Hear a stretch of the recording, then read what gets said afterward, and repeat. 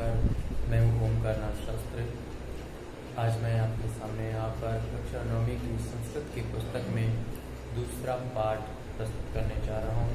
पूर्व में हमने पहला श्लोक देखा था, जिसमें से भगवान से प्रार्थना की गई है कि हे भगवान, आपने हमें सुनने के लिए कान दिए, सूंघने के लिए नासिका दी, देखने के लिए नेत्र दिए, कार्य करने के लिए हाथ दिए और घूमने के लिए, विचरण करने के लिए पैर दिए। तो आपकी हम पर बहुत बड़ी कृपा है, लेकिन भगवान की कृपा आप हम पर और कर दीजिए, आप हमारी रक्षा भी करिए। हे भगवान, जब आपने ये सब कुछ सृजन किया हुआ है तो भगवान एक काम और कर दीजिए, आप हमारी रक्षा भी करिए। तो पूर्व श्लोक में भगवान से रक्षा के लिए प्रार्थना की गई है। तो जो दूसरा श्लोक है बड़ा ही महत्वपूर्ण है। जो गुण होते हैं उनका क्या कार्य है? व्यक्ति में गुण जो होते हैं उनका क्या कार्य होता है? व्यक्ति में गुण होना क्यों जरूरी है? गुण माने कला, ठीक है। गुण का मतलब हो गया कला, दक्षता, पारंगता, सिद्धहस्त होना। यह गुणों की परिभाषा है, गुण की परिभाषा है। तो ऐसा कहते हैं कि जो गुण होते हैं, ऐसा भी कहा गया है कि कला ही जीवन है, गुण ही जीवन है। क्यों जीवन है? क्योंकि गुणों के कारण ही हमारी कहीं पर आवश्यकता होती है। कोई हमें तभी पूछता है जब हम पर कोई गुण हो, हमें कोई अच्छे गुण हो, तभी लोग हमको पूछते हैं। ऐसा कहते हैं कि राजा स्वदेशे पूज्यते, विद्वान सर्वत्र पूज्यते। राजा तो अपने देश में ही पूजा जाता है, लेकिन विद्वान सर्वत्र पूजा जाता है। अब देखिए, यहाँ पर जो राजा की पूजा है, वह पूजा या तो राजा के गुणों के कारण होती है, या तो फिर राजा के डर के कारण होती है, या फिर राजा के भय के कारण।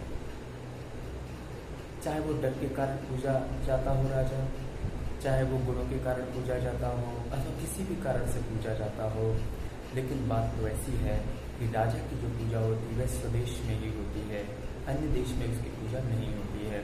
अन्य देश में तो सिर्फ आक्रमण होते हैं। लेकिन जो विद्वान होता है उसकी पूजा स्वदेश में ही नहीं, विदेश में भी होती है, अन्यत्र भी होती है, दूसरी जगह पर भी होती है, अन्य जगह पर भी होती है। तो गुणों का होना हमारे जीवन में बहुत जरूरी है। गुण है तो सब कुछ है, अगर गुण नहीं है तो कुछ भी नहीं है।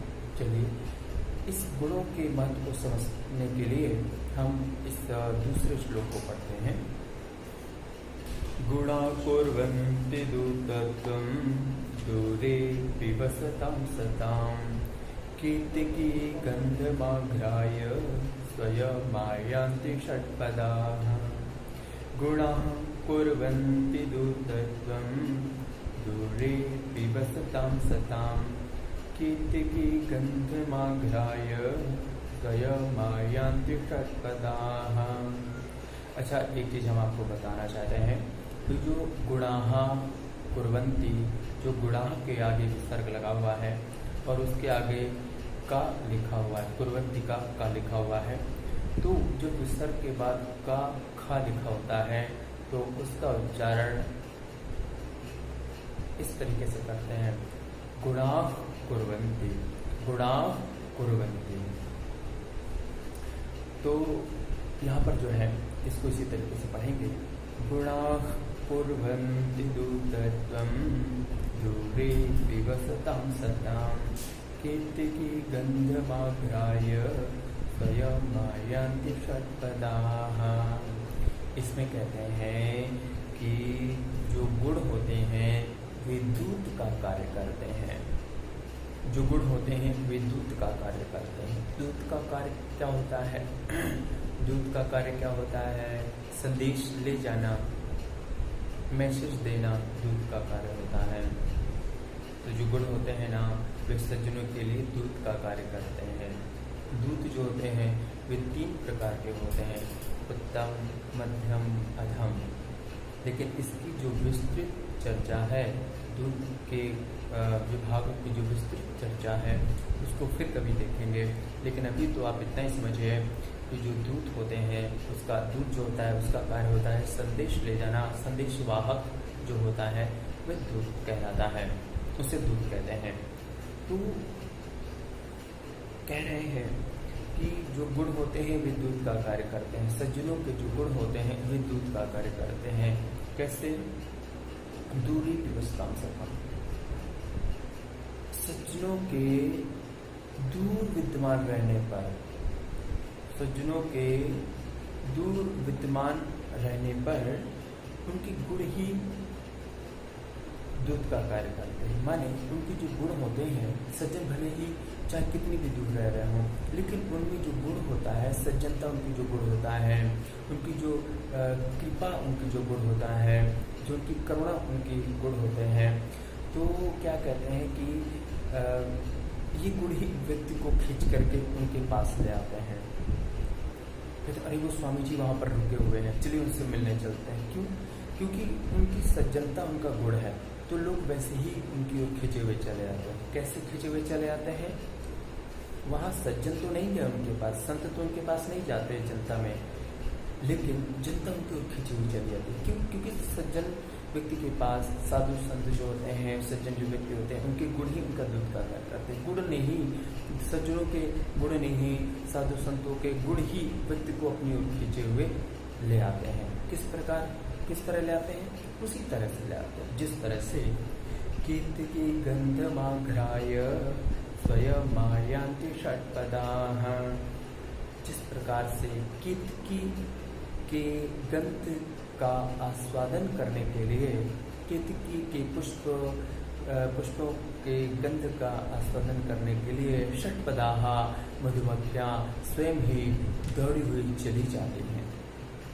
आयांति जो है उसमें आंग उपसर्ग लगा हुआ है, या धातु है, लट लकार प्रथम पुरुष बहुवचन का रूप है। तो आयांति का मतलब हो गया है चली जाती है। अच्छा, आंग का मतलब होता है सर्वत्र, सभी जगह से वे पुष्पों की ओर खींची हुई चली जाती है। क्यों? आस्वादन करने के लिए। पुष्पों का जो गुण है उस गुण को ग्रहण करने के लिए, पुष्पों का गुण क्या है? गंध। उस गंध को ग्रहण करने के लिए, उनके गुणों को ग्रहण करने के लिए जिस प्रकार मधुमक्खियाँ दौड़ी हुई पुष्प के पास चली जाती हैं, उसी प्रकार सज्जनों के गुणों को धारण करने के लिए, उनके गुणों का आस्वादन करने के लिए जनता भी, पब्लिक भी, व्यक्ति भी, अन्य व्यक्ति भी उनकी ओर खींचे हुए चले जाते हैं, सज्जनों की ओर खींचे हुए चले जाते हैं। तो यहाँ पर इतनी अच्छी सूक्ति के माध्यम से गुणों की चर्चा की है कि प्रत्येक व्यक्ति में गुणों का होना अनिवार्य है। अब इससे थोड़ा और आगे बढ़ते हैं। अभी तो देखा हमने कि गुण जो होते हैं वे दूत का कार्य करते हैं, लेकिन अगर किसी व्यक्ति में अवगुण हो तब फिर क्या करेंगे? वो किसका कार्य करते हैं? वे शत्रु का कार्य करते हैं। अवगुण जो होते हैं वे शत्रु का कार्य करते हैं। वे जो अवगुण होते हैं वे व्यक्ति को अपनी ओर नहीं खींचते हैं, बल्कि दूरी बना देते हैं। जिस व्यक्ति में अवगुण होते हैं उस व्यक्ति से उसी के अवगुण अन्य व्यक्ति को अलग कर देते, दूर कर देते। कोई व्यक्ति ऐसे व्यक्ति के पास जाना पसंद नहीं करता है जो अवगुणी हो, जिनमें दुर्गुण भरे पड़े हों, वे उनके पास जाना पसंद नहीं करते। इसलिए व्यक्ति में गुणों का होना अनिवार्य है। भाई, जब कोई चीज़ हमें जीवन जीना सिखाती है तो उन्हीं चीज़ों को धारण करना चाहिए। तो यहाँ पर गुणों की चर्चा के माध्यम से यही दिखाया कि जीवन में गुणों का होना अनिवार्य है। तो चलिए, यहाँ पर जो इसमें जो भी वीडियो में जो भी पोस्ट की जाएगी, जो भी फोटो एडिट होगी, उसी को आपको लिखना है, वही आपका होमवर्क है। जब तक आप सब लोगों को नमस्कार।